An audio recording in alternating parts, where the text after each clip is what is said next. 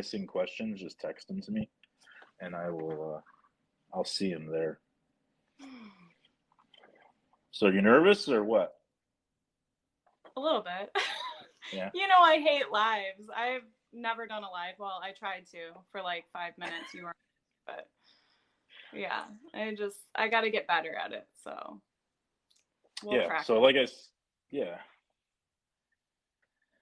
Well, I know we tried it before, Wendy, but I'm actually staring at it right now. I have it open. I don't have the music going, so hopefully it'll go better this time. But I mean, we might as well get started. So 15 people in. So again, you are one of my favorite TikTokers. When I first got on this app, you were one of my first follows because of the content that you share. I like to think that you and I are a lot alike, you know, as far as the content that we share and the thoughts and the INFJ personality that we share. Yeah. That's why every comment you were commenting on, I was like, man, he sounds just like me. I was like, are you an INFJ?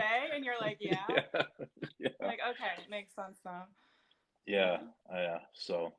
Yeah, I remember when I started following you and you only had a few followers and you were talking about you wanted to start talking and growing yours, and now look where you're at. So it's great. Awesome. Yeah, it grew pretty quick. It's been about 9 months since I started actually sharing videos and talking about stuff. And Wendy, who's the moderator in this, she kind of pushed me a lot. Just like, hey, you're good at this. Get your story out. Like, people will relate, and sure as shit they did. So awesome. So, and you're doing well too. I mean, you have let's see. I wrote it down because I was doing some homework on you today. 75,000 followers with 1.1 million likes. That's pretty impressive. I didn't expect any of that when I came on TikTok. I mean, I just was using it as like an outlet, you know. Right. But then I was like, you know, I really want to start talking on here and sharing, you know, some of my experiences. And I had no idea so many people would relate, but there's a lot of people that relate. So yeah, exactly. So between TikTok and Instagram, you have over 100,000 followers, or just about, and you have 2 books out, right? Are you a writer by trade, or is that like a side? Oh, we lost her. She's gonna have to come back in. Hey, bud, what's up? Josh, I see you. Somehow we got disconnected. Oh, there she is. Let's see.